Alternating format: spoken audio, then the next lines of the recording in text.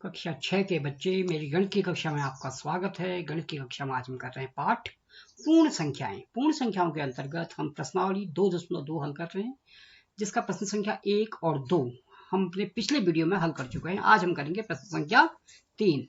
प्रश्न संख्या 3 है, यह आपके एनसीईआरटी की पुस्तक से ही लिया गया है कि निम्नलिखित में से प्रत्येक का मान ज्ञात कीजिए। पहला है 297 गुणा 17 धन 297 गुणा 3। इस प्रकार इसके ए बी सी डी 4 हिस्से हैं। तो पहला हिस्सा, इसको करना एक तरीका ये भी हो सकता है कि पहले हम 297 में 17 से गुणा करें, फिर 297 को 3 से गुणा करें और दोनों को परस्पर जोड़ दें। लेकिन हम इस तरीके का प्रयोग न करते हुए पूर्ण संख्याओं के गुणों का प्रयोग इसमें करेंगे, जिससे प्रश्न आसानी से हल हो जाए। तो हमने लिया इसका एक प्रश्न, ए वाला प्रश्न जो है, ये सारे प्रश्न मैंने यहाँ प्रश्नों में भी लिखे हुए हैं, जहां इसके हल किए हुए हैं वहां भी लिखे हैं। 297 गुणा 17 धन 297 गुणा 3। इसमें आप ध्यान से देखें तो आप पाएंगे कि 297 दो बार आया है। तो हम लिख सकते हैं 297 गुणा 17 धन 3।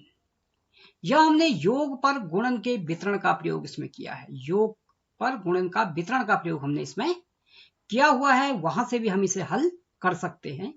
तो इसे यदि हम देखें तो हम देखेंगे कि 297 गुणा 17 धन 3 हमने किया। तो 297 गुणा 17 धन 3, 17 धन 3 को हमने कह दिया 17 धन 3 20। तो 297 गुणा 20 बराबर 5940। यानी वो काम हमने किया, लेकिन और ज्यादा आसानी से किया। अगला प्रश्न है 54,279 गुणा 92 धन 8 गुणा 54,279। इसमें भी हमने देखा कि 54,279 पहले से ही है, तो यहां भी हमने इसको कोष्टक के बाहर ले लिया और कोष्टक के अंदर आएंगी अन्य संख्याएं, यानी 92 धन 8। यह भी योग पर गुणन का वितरण का प्रयोग किया गया है। तो हमने 92 धन 8 किया, वो 100 को 54,289 से गुणा किया, तो 54,289 लिखा, उसके पीछे 2 शून्य लगा दिए, तो संख्या बनी 54,27,900। अब इन्हीं गुणों का प्रयोग करते हुए हमने इसका सी प्रश्न भी हल किया, जिसमें घटाने की संक्रिया है। सी प्रश्न है 81,265 धन 169 ऋण 81,265 गुणा 69। यहां भी 81,265 दो बार आया है, तो 81,265 को कोष्टक के बाहर लिया है, कोष्टक के अंदर बचेगा 169 ऋण 69। यह भी योग पर गुणन का वितरण है। 169 में से 69 घटाया तो 100 बचा। 81,265 को 100 से गुणा किया तो हमारे पास आया 81,265 लिखा, उसके पीछे 2 शून्य लगा दिए, तो ये आया 81,26,500।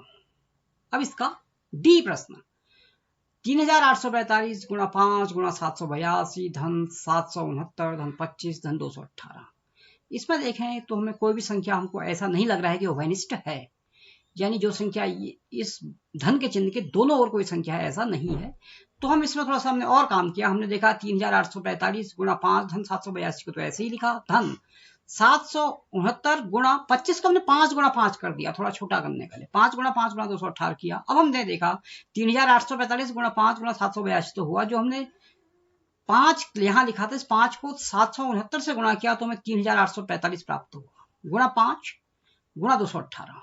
अब हमने देखा 3,845 गुणा 5 यहां भी है, 3,845 गुणा 5 दूसरे और भी है, धन के चिन्ह के दूसरी ओर भी है। तो हमने 3,845 गुणा 5 को कोष्टक के बाहर ले लिया, अंदर बचेगा 782 धन 218। 782 में 218 हमने जोड़ा, तो योग पर गुणन के वितरण से 782 में 218 जोड़ के 1,000 आया।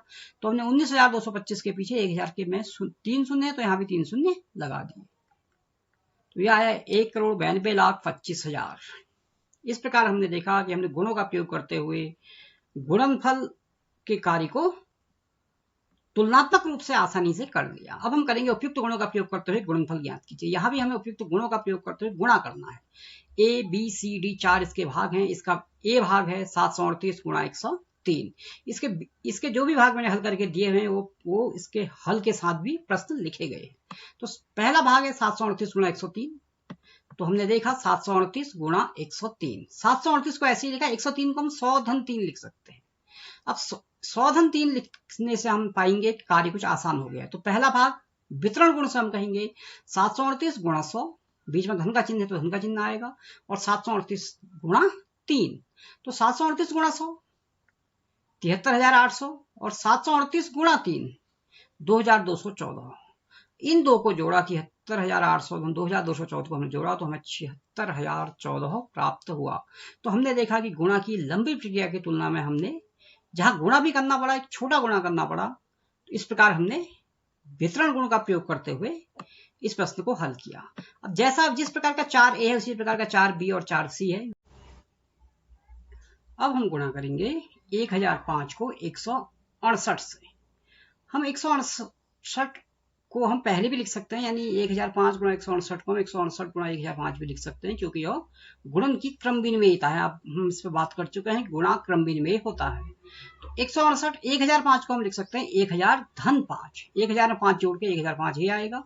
अब हमने वितरण गुण का प्रयोग किया, यानी 168 को 1000 से पहले गुणा किया, उसको फिर जोड़ लिया 168 गुणा 5 से, यानी वितरण गुण का हमने प्रयोग किया। अब 168 गुणा 1000, 168 लिखा, उसके पीछे 3 जीरो आ जाएंगे, यानी 1,68,000, और 168 गुणा 5 840। अब दोनों को हमने जोड़ा तो हमें प्राप्त हुआ 1,68,840। इस प्रकार हमने काफी आसान गुणा करके और तुलनात्मक रूप से आसानी से इस प्रश्न को भी हल कर लिया। अब हम लेंगे प्रश्न संख्या 5। प्रश्न संख्या 5 कहती है कि एक टैक्सी ड्राइवर ने अपनी गाड़ी की पेट्रोल टंकी को सोमवार को 40 लीटर पेट्रोल भरवाया। अगले दिन उसने टंकी में 50 लीटर पेट्रोल भरवाया। यदि पेट्रोल का मूल्य ₹40 प्रति लीटर था तो उसने पेट्रोल पर कितना व्यय किया। यानी एक दिन उसने 40 लीटर भरवाया और अगले दिन 50 लीटर भरवाया। अब जो पेट्रोल का जो मूल्य है वो 1 लीटर का 40 रुपया है, तो पेट्रोल में कुल कितना मूल्य उसने खर्च किया, यानी टंकी को भरवाने में उसने कितना खर्च किया। तो इस प्रश्न को भी अब हम हल करेंगे। तो हम देखेंगे कि टैक्सी ड्राइवर द्वारा सोमवार को भराया गया पेट्रोल, सोमवार को उसने पेट्रोल भराया था 40 लीटर, अगले दिन भरवाया गया पेट्रोल 50 लीटर, तो कुल कितना पेट्रोल भरवाया 40 धन 50 लीटर। यहां पर हम इसके छोड़ देंगे, 40 धन 50 करके छोड़ देंगे। अब पेट्रोल का मूल्य 44 रुपया प्रति लीटर, तो पेट्रोल में कितना व्यय होगा, जो उसका 1 लीटर का मूल्य है उसे कुल कितना लीटर भरवाया उससे गुणा करने पर हमें यह मिल जाएगा। तो हम लिखेंगे 44 गुणा 40 धन 50। यहां यदि हम वितरण गुण का प्रयोग करें तो हम लिखेंगे 44 गुणा 40 धन 44 गुणा 50। तो 44 गुणा 40 1760, 44 गुणा 50 2200, दोनों को जोड़ा तो 3960। हम इसे वितरण गुण का प्रयोग करते हुए भी हल कर सकते हैं, या हम इसको दूसरी विधि से भी हल कर सकते हैं। पेट्रोल के व्यय को हम दूसरी विधि से भी निकाल सकते हैं। हम कहेंगे 44 गुणा 40 धन 50, ये हमने यहाँ भी ऐसा ही लिखा था, 44 गुणा 40 धन 50। अब कोष्टक के अंदर के 40 और 50 को सीधे हमने हल किया तो वो आया 90। अब हम गुणा करेंगे, 90 को हम गुणा कर देंगे 44 से, तो आएगा 3960। तो हमने देखा कि दोनों उत्तर दोनों विधियों से एक ही आ रहे हैं। इसका अगला प्रश्न अब हम आते हैं। अगला प्रश्न है, कोई दूध वाला एक होटल को सुबह 32 लीटर दूध देता है, शाम को 68 लीटर दूध देता है। यदि दूध का मूल्य ₹45 प्रति लीटर है तो दूध वाले को प्रतिदिन कितनी धनराशि प्राप्त हुई। यह प्रश्न संख्या 5 की तरह ही है। इस प्रश्न को आपके लिए हम छोड़ रहे हैं, ये प्रश्न आप स्वयं करेंगे। अब हम आते हैं प्रश्न संख्या 7 में। प्रश्न संख्या 7, इसमें आपको करना है सुमेलित करना है, यानी कि मिलान करना है।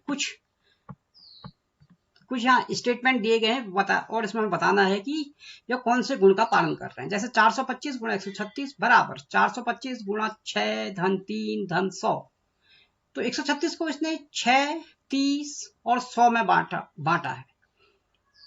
तो यह कौन सा नियम है, यह नियम है योग पर गुणन का वितरण, यानी योग पर गुणन का वितरण हो रहा है। यानी पहले वाले का मिलान हम करेंगे सी के साथ, या इसके सम्मुख सी को लिख देंगे। दूसरा है 2 गुणा 49 गुणा 50, और ये बराबर है 2 गुणा 50 गुणा 49। हमने देखा कि 50 गुणा 49 को हमने जगह बदल कर लिखा है, लेकिन ये प्रक्रिया क्या हो रही है, गुणा की, तो इसे हम लिखेंगे गुणन की क्रम विनिमयता। क्रम बदला गया है, गुणन की क्रम विनिमयता। तीसरा भाग इसका 80 धन 2005 धन 20, यह लिखा गया है 80 धन 20 धन 2005। हम देखते हैं कि योग की प्रक्रिया यहाँ चल रही है और संख्याओं का क्रम बदल दिया गया है, तो इसे हम कहेंगे योग की क्रम विनिमयता। तो इस प्रकार हम इनका मिलान कर सकते हैं, और यह इसका मिलान के बाद यह आपके सम्मुख इस प्रश्न का हल है। तो इन प्रश्नों का अभ्यास आप स्वयं भी करेंगे और मेरा यह वीडियो देखने के लिए बहुत बहुत